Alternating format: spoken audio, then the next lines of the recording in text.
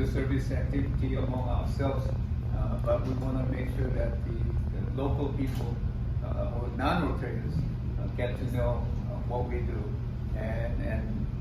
at this convention, we plan on many service activities, and you will hopefully participate in those and lead those service activities during that time and pre-convention or after convention, so that the people in Hawaii get to know about Rotary and appreciate what we do, and hopefully be attracted to enough to join Rotary. So with that, I know you have a guest speaker, so I would like to make it short, and I hope that before the convention comes to you in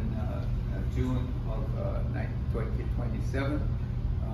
you would be able to increase the members of your Rotary clubs, hopefully double them, so that we have a much bigger force to work with. Because convention, you need a lot of volunteers and a lot of people, and to welcome the guests from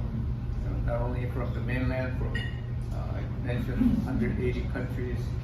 over maybe 12,000